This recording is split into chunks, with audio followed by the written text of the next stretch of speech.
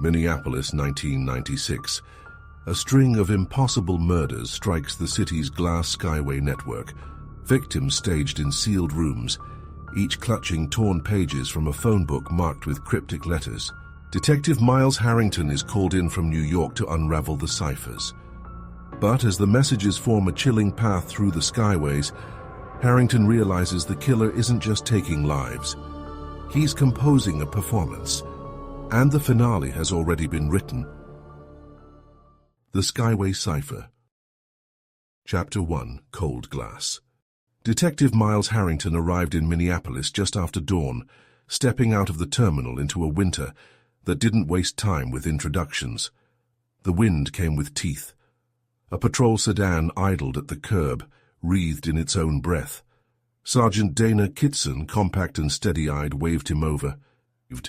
"You're the New York guy who solved the Canal Street lockbox thing," she said as he slid in.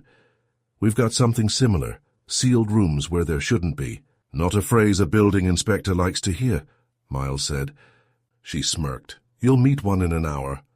Minneapolis rose out of the snow like a sheet of staves and bars, all right angles and bright glass, notes connected by a strange, elevated music. Kittson pointed through the windshield at a tunnel of windows spanning the street. "Skyways," she said. 8 miles of them downtown. Warm veins. You can go all day without touching a sidewalk. Convenient for someone who doesn't want to be seen, Miles said. Or who wants to be seen only by glass. They parked beneath a humming grid of sodium lights and took an elevator into a pharmacy whose second floor bled straight into a skyway. On the bridge, the world turned transparent. Below, buses hissed. Across, office towers flickered alive. The crime scene waited where the skyway met the North Star Plaza. A uniformed officer stood guard over a door labeled "Mechanical Authorization Required." The lock plate was intact. Inside, the air smelled of metallic dust and paper. The victim leaned against a utility shelf, seated as if for a portrait he'd never agreed to. 50-ish, hair frosted with sawdust, he wore a brown maintenance jacket. His throat was bruised but intact, no obvious wound. His hands held a phone book, Minneapolis Saint. Paul edition, open to a page of dry cleaner ads. Red pencil circles dotted entries in a pattern that felt more deliberate than random, letters picked here and there, careful not to smear. "Name's Mark Wilton," Kittson said softly. "Skyway Facilities Tech. Found an hour before you landed. Door bolted, deadbolt, chain, and an improvised wedge from inside. No prints on the wedge. No prints we can lift at all yet. Cameras, pointing to the skyway entrances. This door's a blind spot. To get in, he'd have used a master key. Only a handful exist, none missing." Miles studied the edges. A thin glitter traced the floor like a chalk line, ice crystals faint as breath. He crouched, touched a finger to the shimmer, tasted an absurd suspicion, and looked up. A portable dehumidifier hummed in the corner, the kind used to clear condensation from glass. "Someone controlled moisture," he murmured. "Condensed it to leave a line, like drawing with cold." "Why?" "Because they could."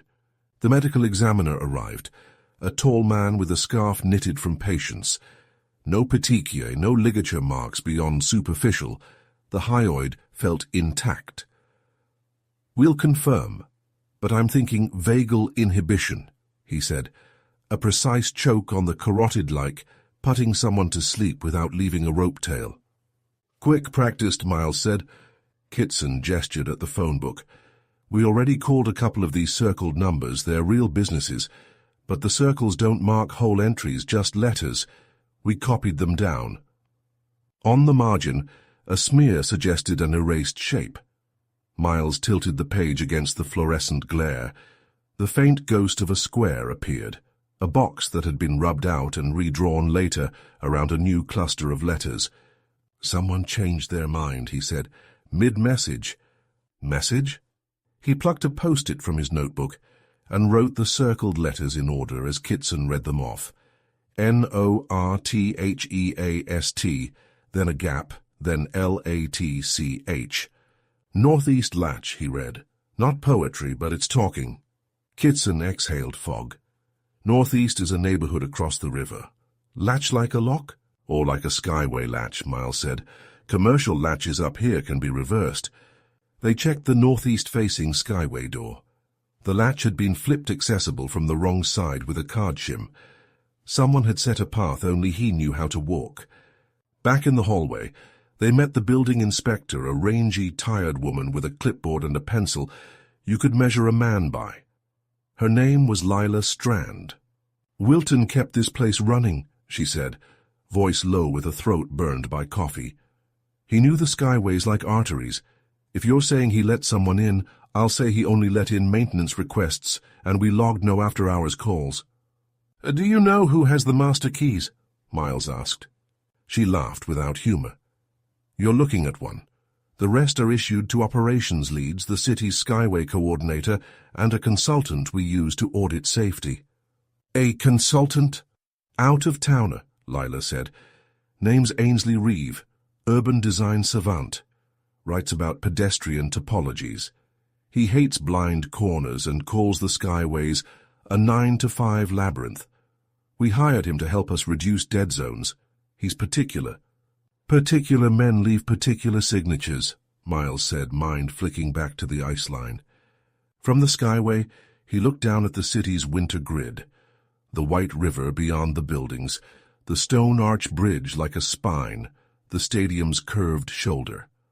The glass around him held 1,000 Miles Harringtons, and the one outside, alone, dim in the light. A second call came in before noon. Another body, another Skyway, another locked room. Welcome to Minneapolis, Kittson said. Bundle up. Chapter 2, Letters in the Air.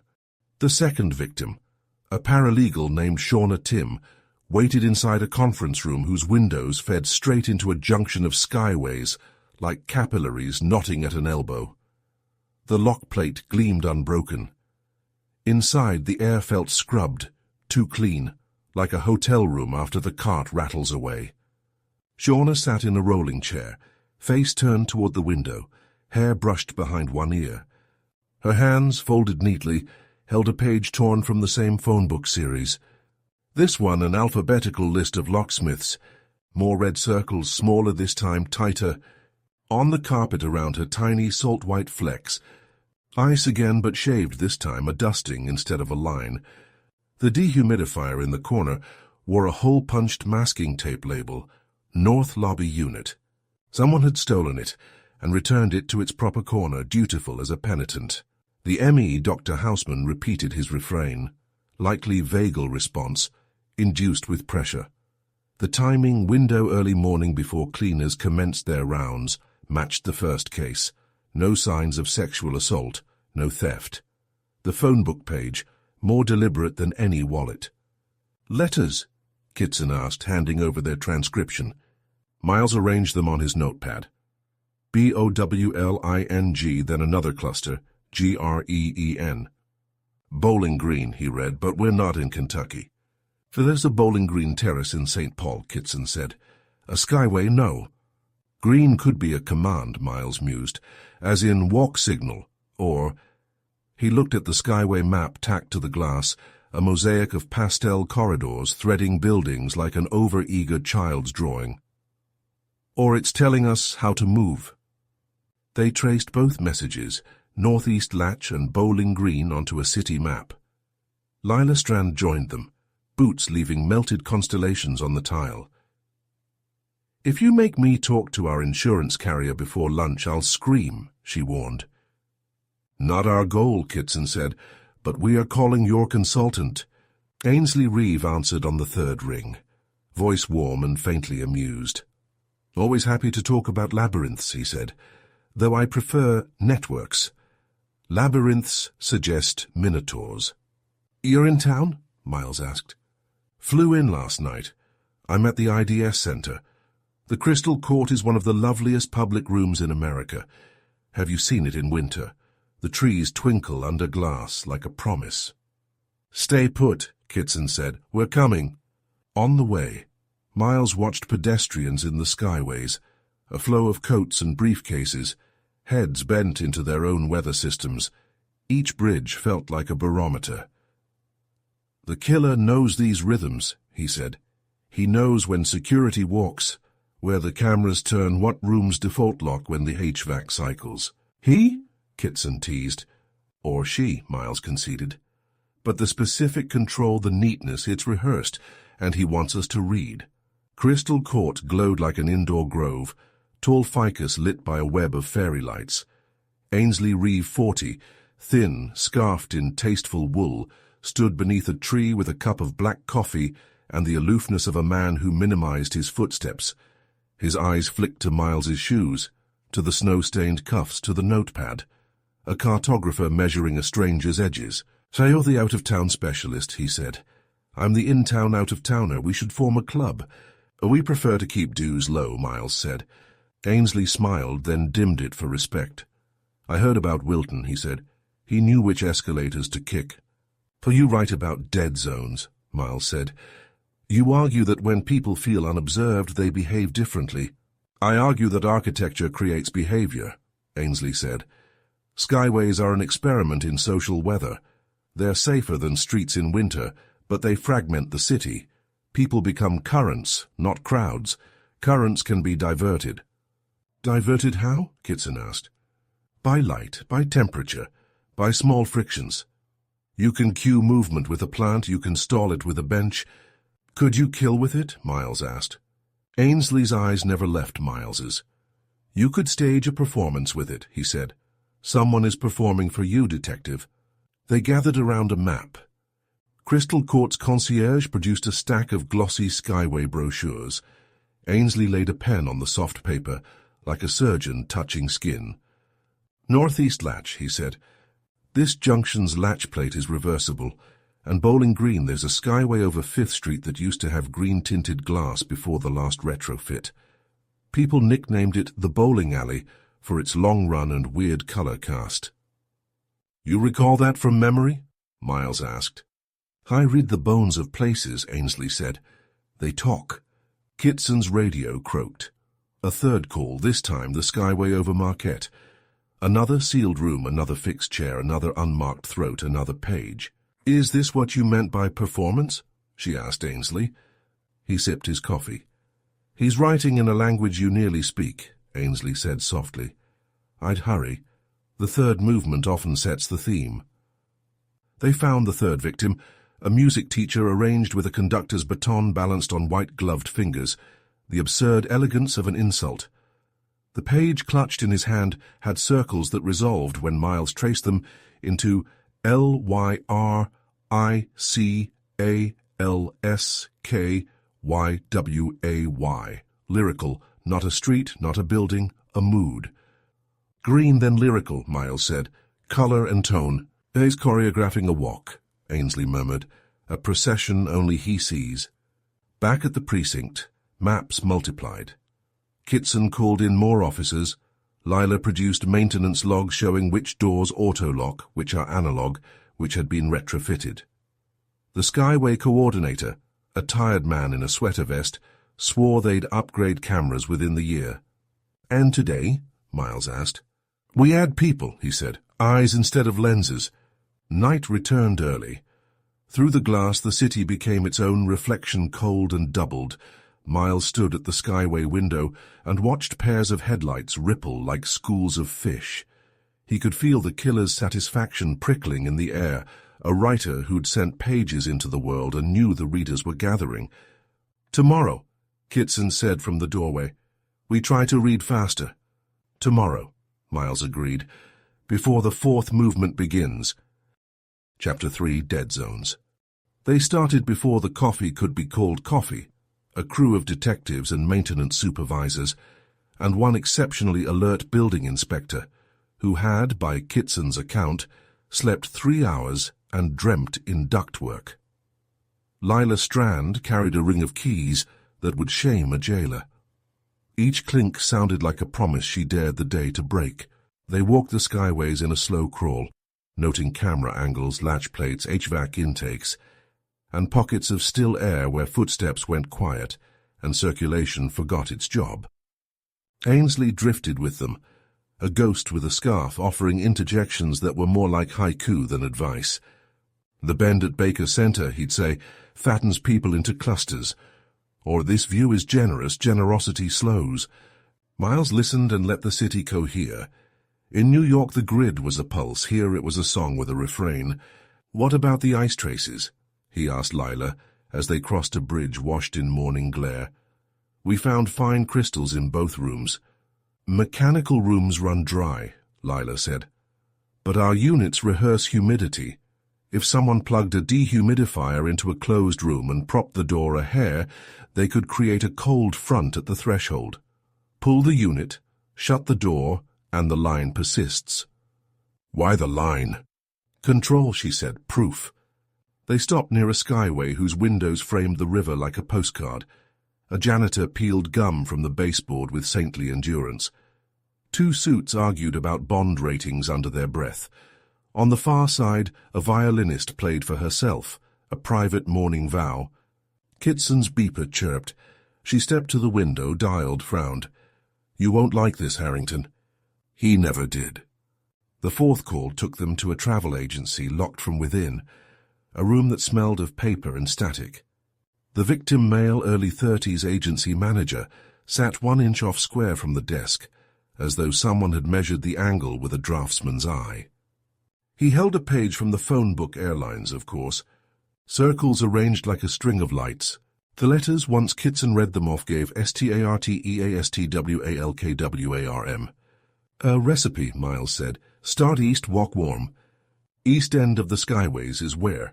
Kittson asked. Northeast neighborhood, like the first message, Lila said. But the official network loops downtown. Warm means stay in the tubes.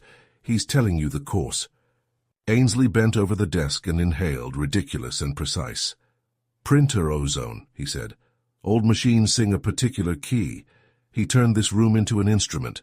Miles paced, retracing how he'd lock a room from the inside and exit without magic.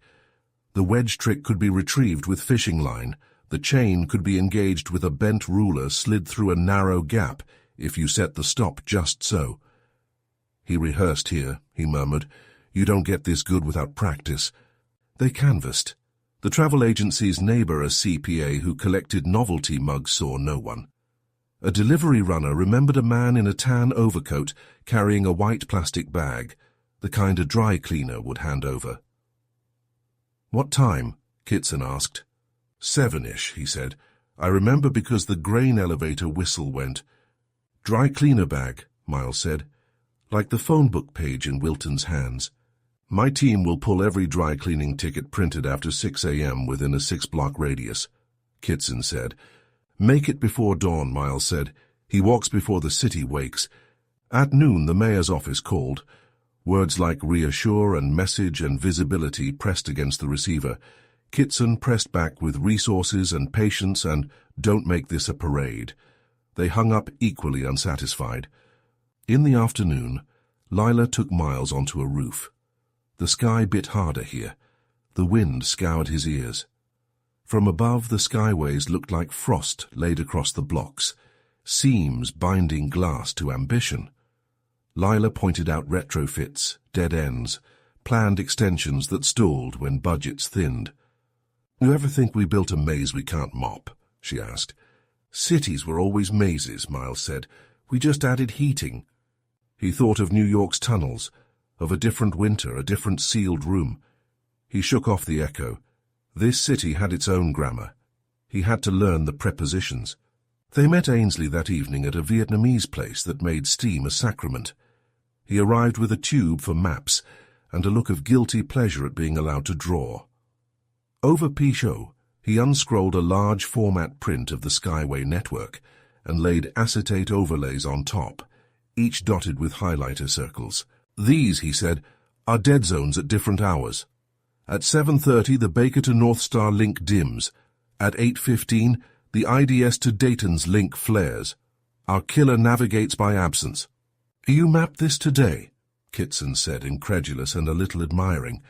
I mapped it last year for the audit, Ainsley said. Today I just colored time. Miles traced the first 4 messages along the path.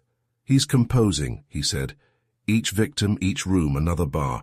Where does the song resolve? Ainsley tapped a junction where 4 skyways met at odd angles. Here, he said. The skyway that used to be green. He'll want to finish where the past bleeds through. He won't finish, Miles said. Not until he writes your name in the staff. Ainsley watched him as if surprised, then smiled, faint and brief. I suppose we all want to appear in our favorite books, he said. Detective, if he's writing mine, don't let him choose the ending. Night fell harder. Snow began, fine as sifted sugar. The skyways filled with the soft sound of souls and whispers. Somewhere in that honeycomb of glass, someone copied letters and set a room to stillness, and then he walked away unseen, warm. Miles knew the feeling of being watched by a city. Tonight he felt written. Chapter 4, The Fifth Door.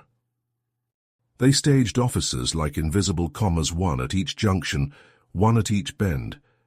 Kittson parceled out plainclothes with the care of a miser counting coins.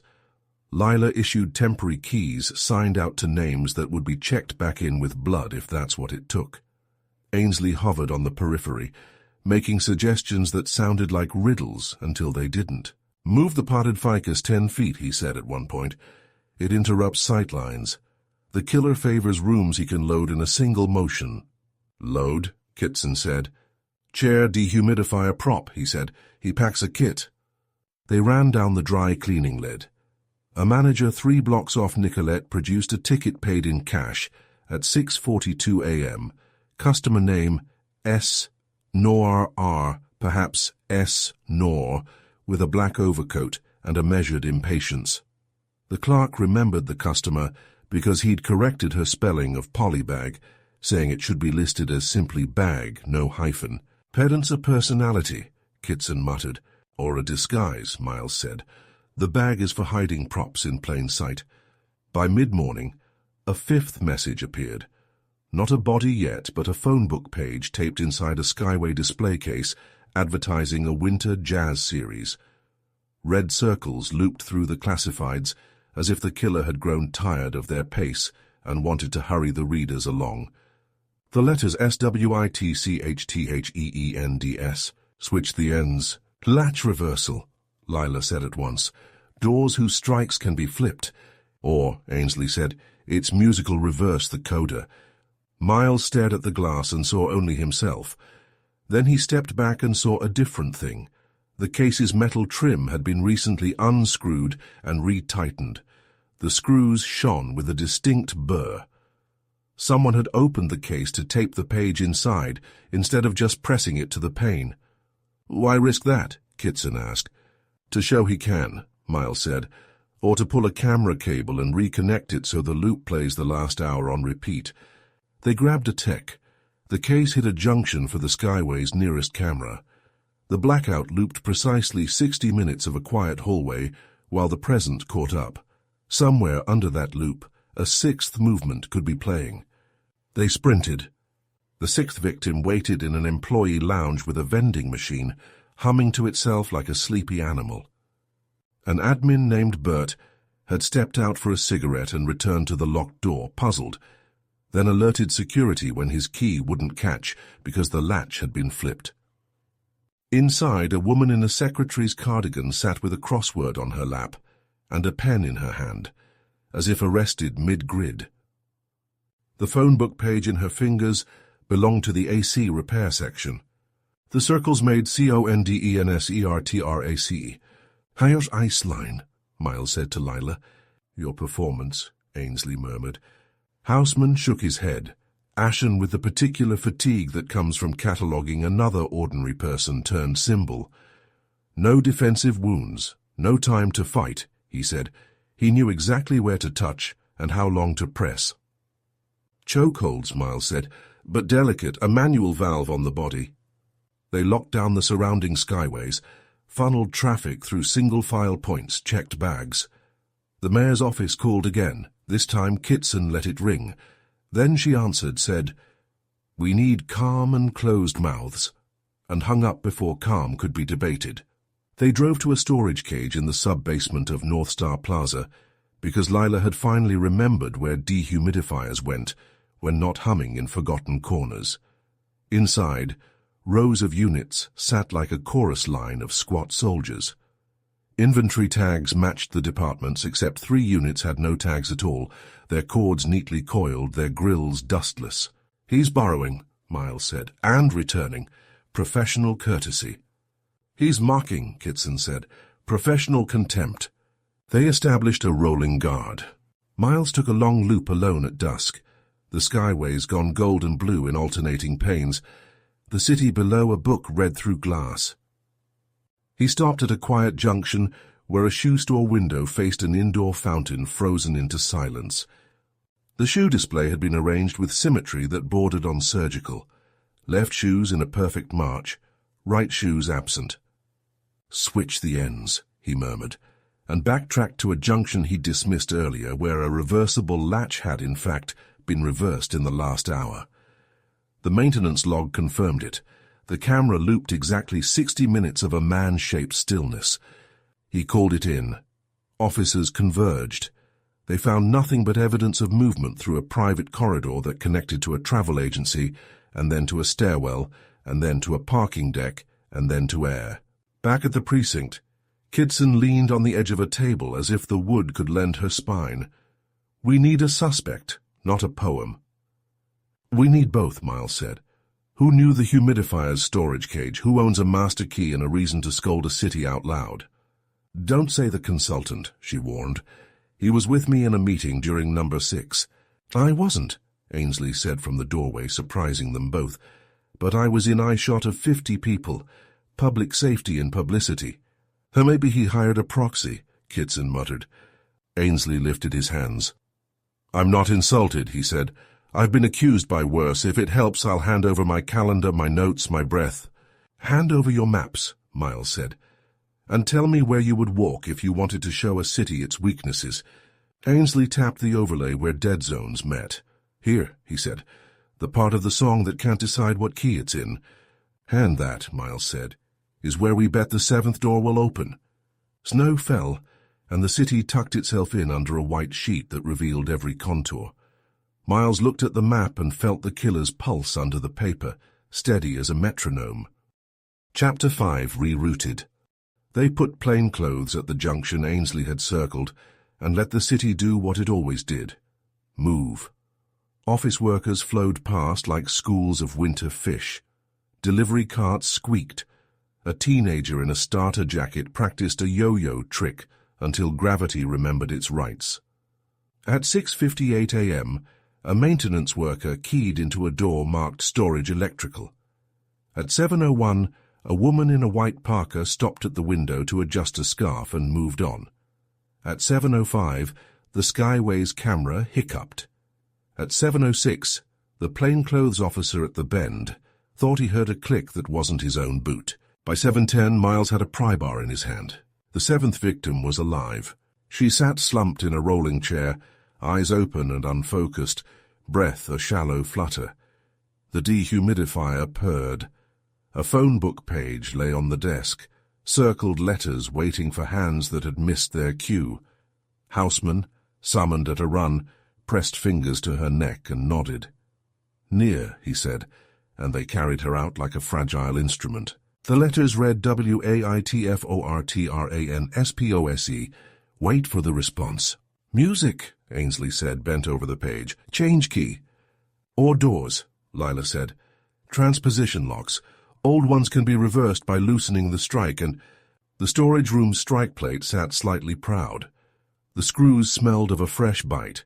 Someone had been interrupted in the middle of making a room into a lesson. Kittson sent records requests like flares. Master key logs, more dry cleaning receipts, contractor access badges. They interviewed every building engineer who'd ever nodded to a dehumidifier.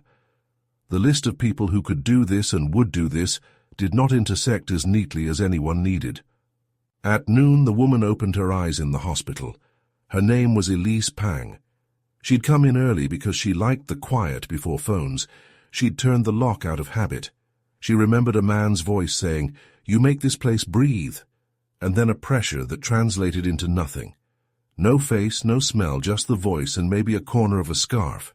A scarf, Kittson repeated to Ainsley later. I own 3, he said. Pick one to burn. Not yours, Miles said gently. Elise remembered a cashier's voice once for a month. She knows the cadence of words. She would have said if the man's vowels were from elsewhere. You think I sound elsewhere, Ainsley said. I think you speak like you wrote the map, Miles said. But the man she heard sounded local. Ainsley nodded, perhaps relieved. Then your pool narrows. They combed shift rosters. They found a name. Scott Norrington S. Nor temporary HVAC tech contracted through a staffing agency, assigned to 3 buildings that touched 4 skyways, with access granted on a provisional badge. He'd signed out a dehumidifier the previous week, and returned it with the exactness of a man who cleaned his workbench nightly. Norrington lived in a rented room above a diner, where the owner, a woman with a beehive and a spine that had outlived 3 recessions, said he tipped in quarters and read old maps with his coffee. He hadn't come home the previous night. In his room, a neat bed, a stack of building code manuals from the 1980s, a shoebox of phone book pages torn at their spines, a pencil stub sharpened to a needle, and a photocopy of a journal article by 1A. Reeve on pedestrian topologies in the semiotics of warmth. Fan club, Kittson said, flipping the article with a latexed finger. Or a grudge, Ainsley said tightly. Fans and enemies read equally close. They found no rope, no evidence of the choke device that didn't exist. They found 2 rolls of clear tape, a packet of scentless wipes, and a grocery list written in block letters. Salt, bag, mince. On the back, a cadence of words that looked like notes to self or a stage direction. Begin north, step warm, reverse latch, exit under glass. He's writing the same message we're reading, Miles said. Practice drafts. At sunset, the city flared gold again. Snow turned sepia, and the skyways became aquariums of tired fish. They set watches at the next predicted junction and waited for a man whose name they had and whose face they didn't. At 6:31, a man in a tan overcoat carrying a white plastic bag stopped just short of the bend and looked into the glass. His hair was nondescript, his jawline polite. His eyes were the kind that didn't get remembered. He reached for the door marked mechanical. Lila said, That latch reverses, and Miles moved. Norrington, if that was he, saw him in the reflection, and kept his head as cool as the glass. He raised his free hand, palm out, as if to say, You win, and then he let the plastic bag drop. The dehumidifier inside thumped, rolled, blocked the door at precisely the angle to jam it open, and became for a second a traitor to both sides. He ran.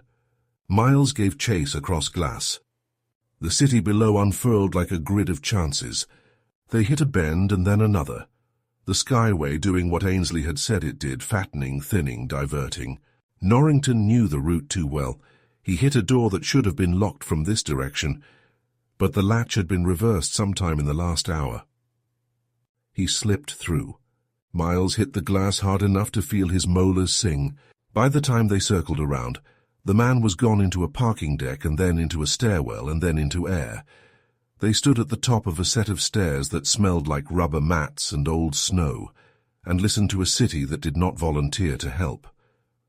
Back at the precinct, they put Norrington's photocopied article beside Ainsley's original and let the paper hum. He reads you like scripture, Miles said. He misreads, Ainsley said, voice thin but controlled. I only wanted to make places kinder. Someone always hears make them obedient, Miles said. Kittson stabbed a finger at the map. He'll try again, she said. 7 movements don't make a symphony. We end it at 8. Or he writes a coda we don't hear, Ainsley said. Miles watched the overlays and looked for a place where a man would finish a song about warmth and glass and control. He found a skyway where the glass had once been green, and where now at night the reflection of the city turned a person into the ghost of himself. He found a junction where reversing 2 latches would make one door a trap and another a well. He drew a circle with his pencil and didn't trust that it would hold. "We'll be there," he said. "With the ficus moved 10 feet. Ainsley nodded. "Good," he said, "because I think he'll be there too." Chapter 6. The Eighth Measure. They chose to bait the eighth movement with something the killer loved: predictability. A maintenance bulletin went out to all downtown tenants. Temporary camera outage on Marquette Link, 6:30, 7:30 a.m., due to a scheduled junction swap. It was a lie layered on a truth. The swap was already done. The outage would never arrive, but the rumor of it would. "People plan around absence," Ainsley said, tapping the map. "He will too." Kittson scattered plainclothes like thumbtacks, one at each corner, one at the service stair, one standing at the vending machine counting change.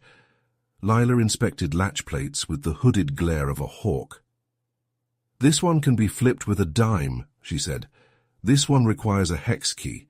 He'll prefer speed under pressure." Miles took the bend at the end of a long straight run, once green glass, now clear, but at night still haunted by a faint bottle tint in memory.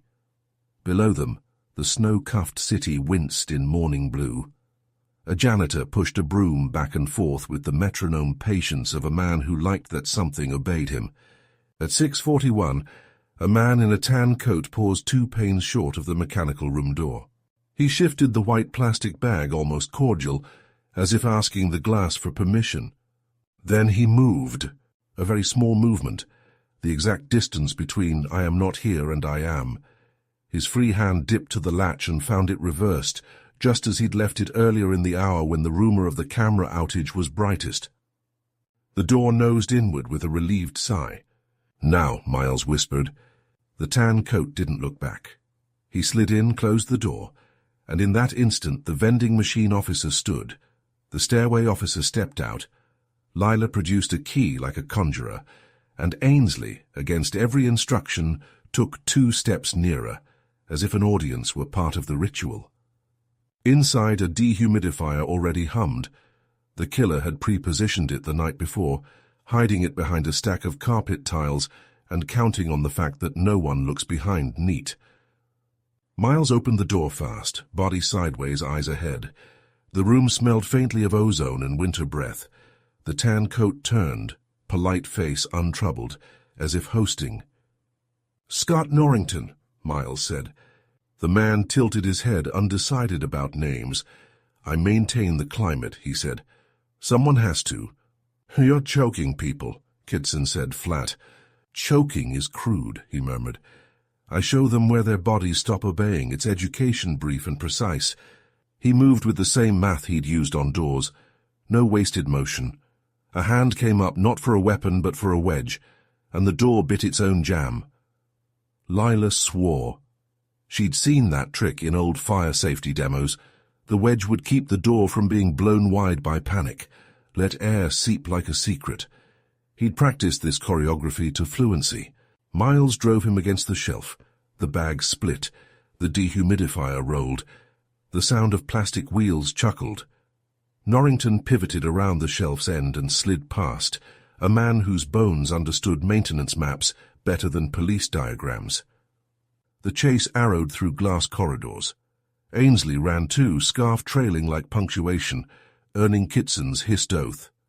"Stay back!" she snapped, knowing he wouldn't. He never believed he was at the center of anything until a city told him. Norrington hit a service stair, took it down 2 flights, and flushed into an employee cafeteria where a TV showed a weather map like a bruise. He disappeared through a back corridor and into, and this was the part that made Miles respect and hate him in equal measure, a conference room with 2 doors and a reversible latch. He'd tested both ends. He jammed one with a dehumidifier and primed the other with a bent ruler taped in place to swing the chain from outside with a flick. Miles reached the far door as it snicked home, listened, then shoved. The chain caught. On the other side, footsteps padded once, twice, and then dissolved into the hush of carpet. They didn't catch him. The 8th measure ended on a dissonant chord. They did, however, collect what he'd left. A phone book page taped to the underside of the conference table, its circles crisp. PREPARE R-E-T-H-E-C-O-D-A, reappear the coda. The finale, Ainsley said softly, looking sick and thrilled and ashamed of both. Kittson pinched the bridge of her nose hard enough to make her voice change color. "He's testing our perimeter," she said. "He wants a stage." "He wants you at the stage," Lila corrected, eyes on Ainsley. "Front row." Miles leaned on the glass and watched his own breath ghost the pain. "Then we choose the theater," he said. "We force him where the architecture stops cooperating." Ainsley pointed to the odd-angled junction where 4 skyways braided like nerves. "Here," he said. "You can't reverse both latches without creating a deadbolt cascade. He'll hate being slowed. Hate it enough to improvise." "Improvisation makes mistakes," Miles said. "And mistakes," Kittson added. "Wear handcuffs." Chapter 7, Warmth and Glass. They rehearsed the finale like a fire drill that no one planned to call by its name. Lila set latches to their honest orientations and epoxied screwheads in place so a dime wouldn't do. Security replaced a camera junction with a decoy the color of urban dust. Kittson briefed uniforms and plainclothes until the words lost juice and became simple instructions. "Stand here. Don't be a hero. Count to 3 before you move so someone else can too." "Where do you want me?" Ainsley asked, chin high with a scholar's stubbornness. "Off stage, Kittson said. He looked at Miles. "You're bait whether you mean to be or not," Miles said, gentle but immovable. "Your work is the manifesto he's footnoting with bodies. He wants to close the citation." Ainsley swallowed. "I did write that the skyways create private weather," he said. "I didn't mean storms." "That's not on you," Miles said, though he knew blame floats toward anyone who names a thing loudly enough. They set the clock for early morning again. The city loves routine, and predators love the city for that. A false maintenance note appeared on a bulletin board near the target junction. Short-term closure of Green Link for window reseal. Green Link was a nickname from another decade, but Norrington collected nicknames like tokens. The first clue that he'd accepted their invitation was small and indecently clever. A faint mist against a single pane, as if someone had breathed on the glass and written with a fingertip, CODA, then wiped it clean so only the ghost remained. Lila saw it. Lila never missed a smudge. "He's close," she said. They didn't see the tan coat. They saw a maintenance jacket, a North Star patch sewn on moving with the right economy of motion and the wrong confidence for any man who actually answered work orders. He carried no bag. His hands were empty in the way a magician's are. Miles caught his reflection, first half face, half air skating across the glass at a corner where views layered and misled. He moved, and so did 3 officers, and the choreography the city had taught them all clicked. Norrington slipped not into the mechanical room they guarded, but into the opposite door, the one labeled Storage Signage. Of course he would try for signs. He'd been writing minutes with paper. Now he'd try to hang a placard. Inside, a portable vinyl letter set waited, the kind used to update lobby directories. He'd keyed it in earlier, curling the adhesive squares under a loose tile. He palmed an R and an E and a V and set them on the table in a neat row-rev like a man who can't resist the pleasure of accurate beginnings. Miles pushed through with Lila's master. Norrington looked up. A teacher interrupted mid-lecture. His face never soured, never twisted. It set, like concrete. "Scott," Miles said, "it ends here." "You can't end a corridor," he said. "It only turns." He moved to the left with the right shoulder, and the motion would have gotten him past an average cop. Kittson was not average. She took the shoulder, drove him into the table, and the letters Rev skated to the floor. Lila kicked the dehumidifier he'd also stored here, because of course he had, so it wouldn't block the door. The machine complained, a sickly whir. Norrington reached for the only weapon in reach, a plastic strap used to bind coax cables. It was white and banal. He whipped it toward Miles's wrist, missed and flicked it the other way. A practiced move meant for a throat. Miles caught it, felt the zip bite his glove, yanked, and the strap cinched harmlessly around his palm. Lila's hand closed on Norrington's sleeve. Kittson's cuff clicked. He didn't fight like a man afraid to be caged. He fought like a man offended that his lecture had been cut short.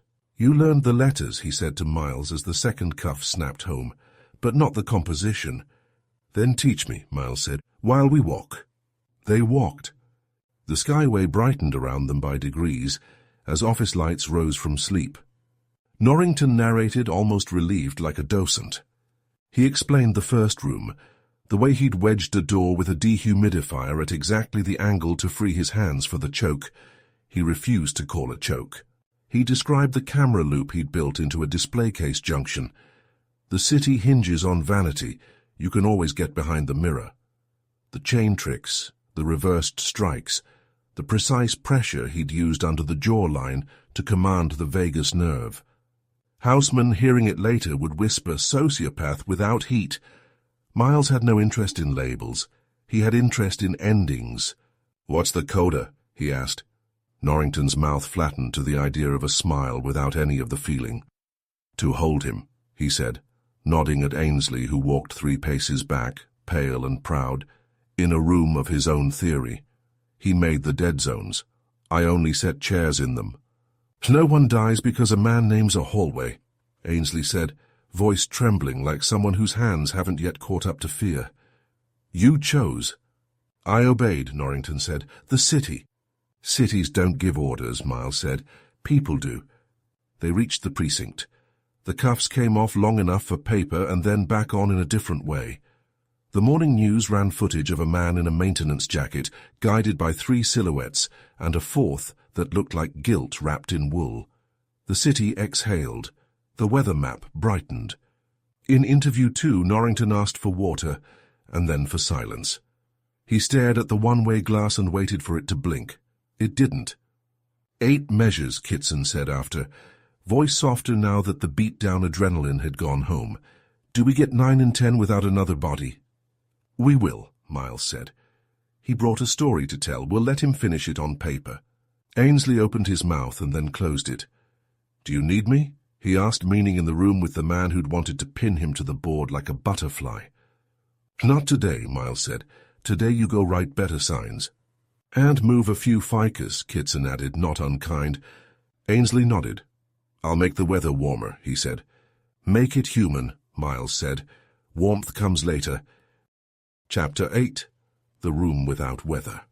They let the city return to itself for a day, because streets don't like to be told their business by sirens indefinitely. Still, the skyways wore the afterimage of crisis.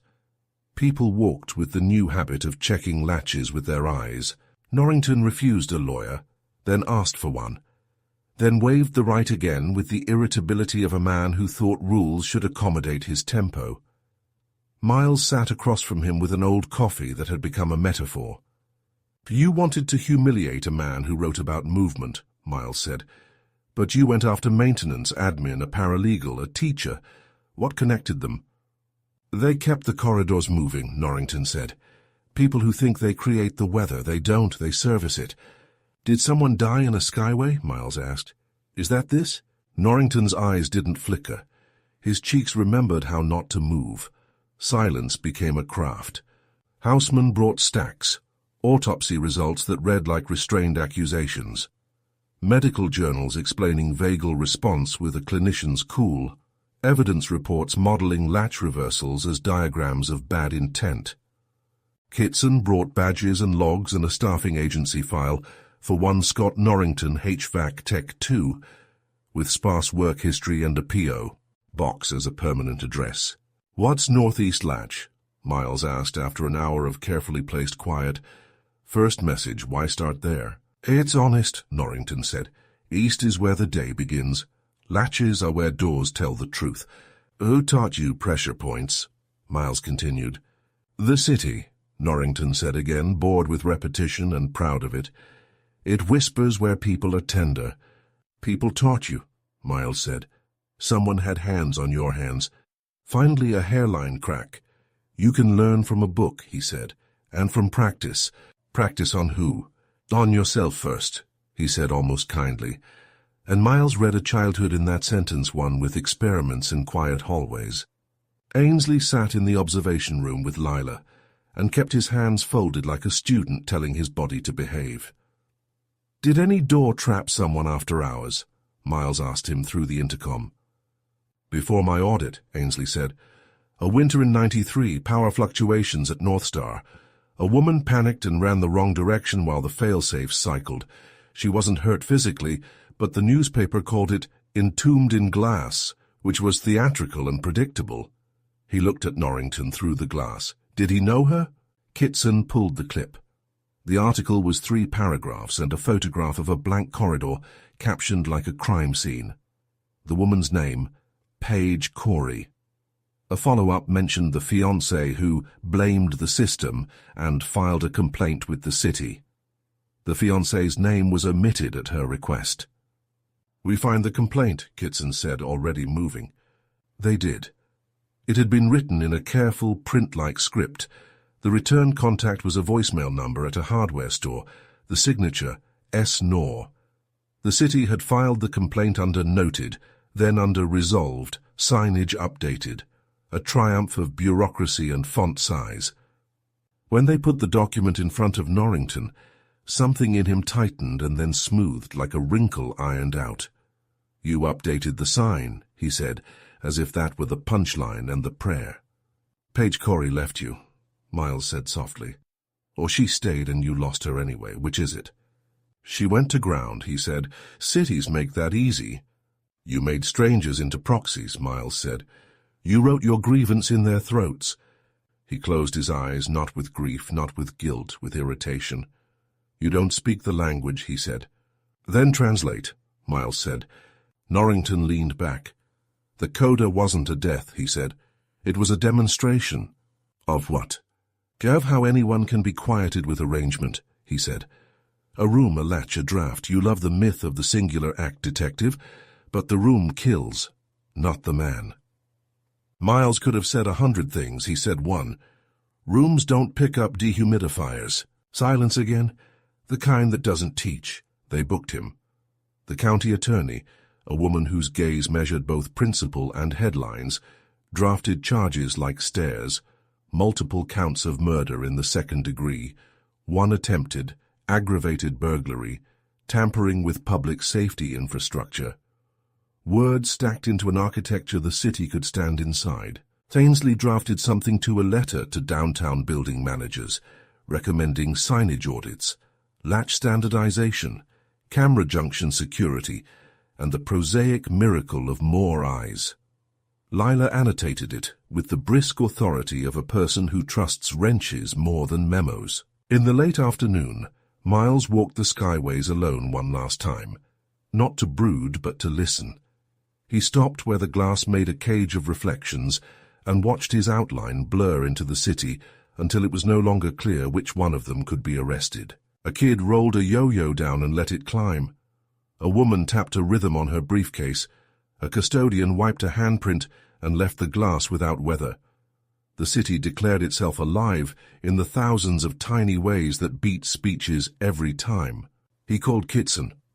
"Tomorrow morning," he said, "we bring him to the junction he loves and ask him questions there, with the doors set honest and the cameras unlooped." "You giving him a field trip?" "I'm ending where he thinks endings belong." "And Chapter 9, she asked, weary but willing to be charmed by his structure. "Interlude," he said, "and a rehearsal." Chapter 9, Interlude in Green. They took Norrington out in the cold under a chain of permissions and glares. A short walk from the precinct to the junction, everyone had started calling the Green Link, even though its glass had been clear for a decade. The sky churned low. The breath of the city hung between buildings like script. Lila went first, checking each latch with a key and a twist, narrating the honesty of metal. Kittson followed with 2 uniforms. Miles walked beside Norrington without touching him, the way you walk a man who may decide to perform. Ainsley came last because he had insisted on seeing the end of his unasked-for cameo. He wore no scarf today, as if removing a signature might make him generic enough to be safe. "Why here?" Norrington asked as they entered the junction. His voice echoed off glass in a modest way. "Because you picked it," Miles said. Because you understand finales. Finales repeat themes, Norrington said. Recall and reconcile.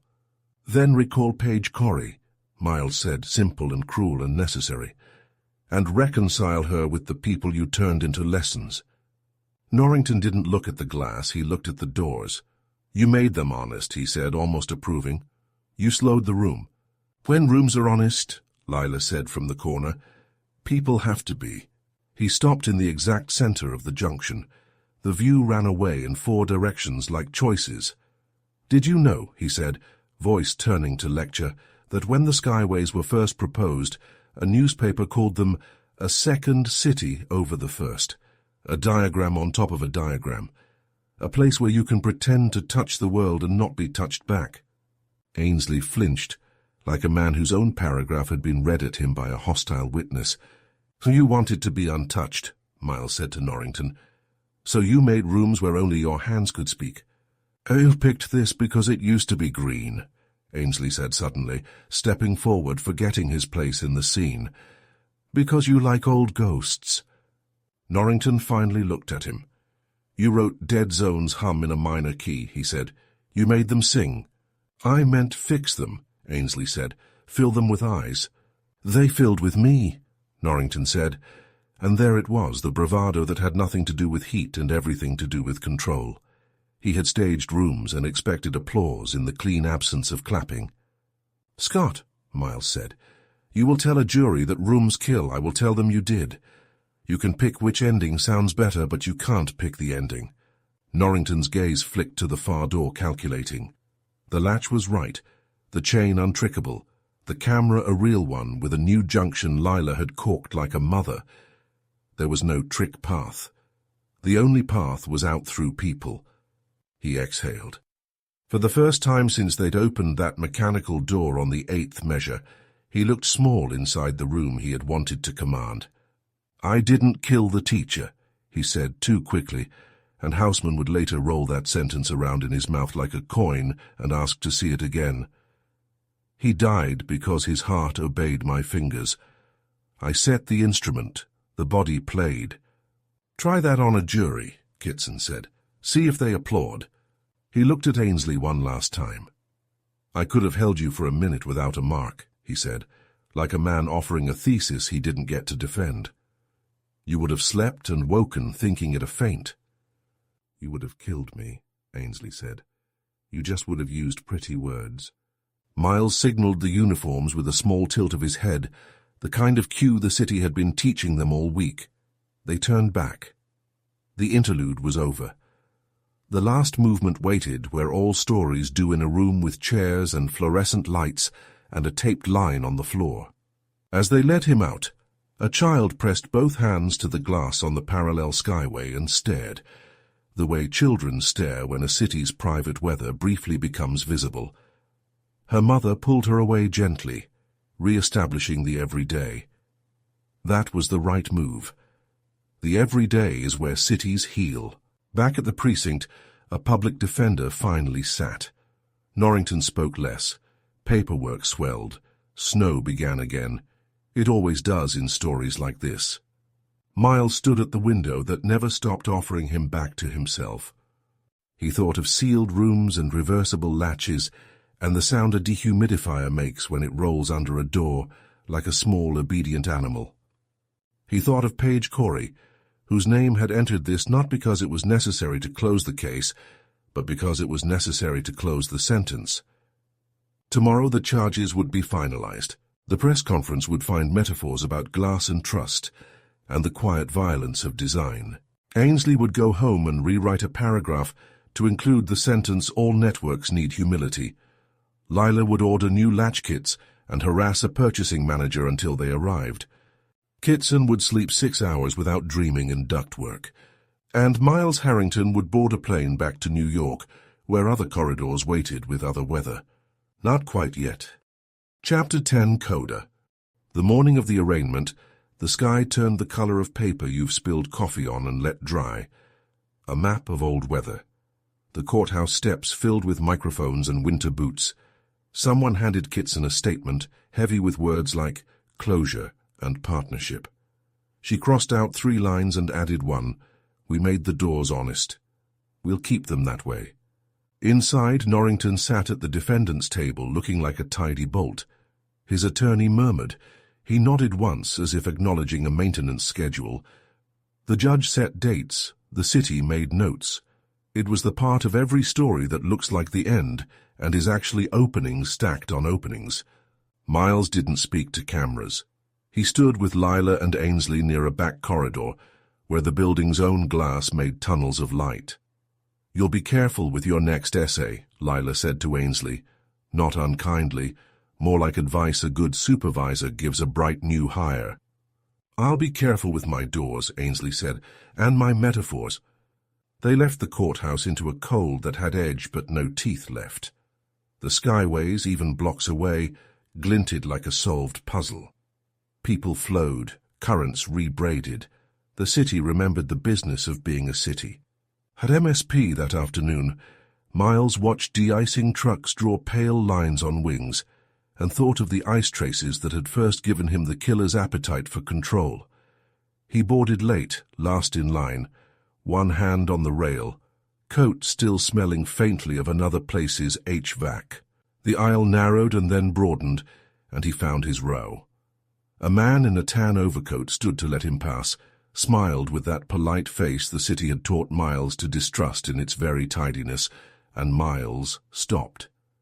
The man's hands were empty in that magician's way, the mouth polite, the eyes unremarkable, the jawline boring. "Scott Norrington is in county lockup," Miles said aloud to himself, chiding the part of his brain that had started naming ghosts in airports. The man nodded as if to an inaudible greeting and sat. He took out a book. Building Codes 1994 Update. Miles's chest tightened and then released with a rueful sort of awe at how cities mark you. He sat, buckled, closed his eyes, opened them, watched a ground crewman marshal with orange wands like a conductor in a symphony about departures. Over the intercom, the captain apologized for a brief delay while they reconciled a manifest. Manifest, a word that had learned too many meanings this week. He flew east under a dusk that kept its distance. New York would be grey when he arrived. The tunnels would hoard their own weather. The radio would call him to something with fingerprints, please, and a weapon that left a shadow you could hold up to a jury. He was fine with that. He liked rooms, but he liked them honest. 2 weeks later, back in Minneapolis, the county attorney called to say Norrington had entered a plea of not guilty, and that the defense intended to argue diminished capacity, or a variant of it, dressed in the armature of environmental influence. "Rooms made him do it," she paraphrased, dry as January toast. "You'll win," Miles said. "Juries like people better than rooms." "Most days," she said. "Still, thank you for the map." "It was your city's," he said. "I only walked it."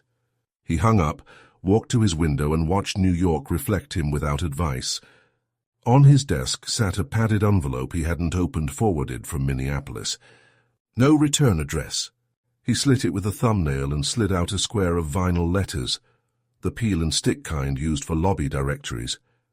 They spelled Rev missing the E, missing the RSE, a joke that didn't care if anyone laughed.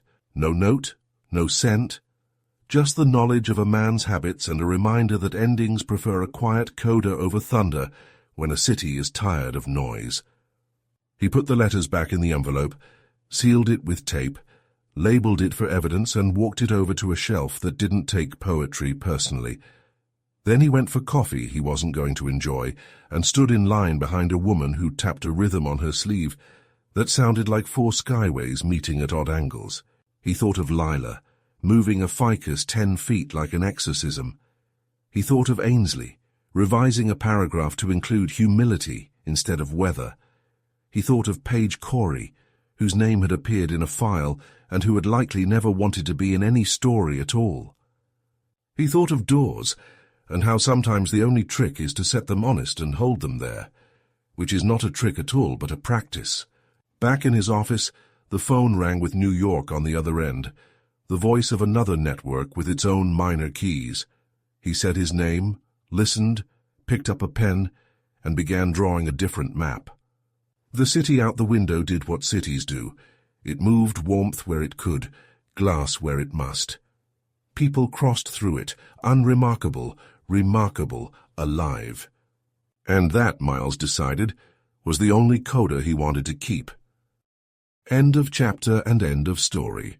Please like and subscribe to support our channel, and to listen to more murder mysteries and investigative stories.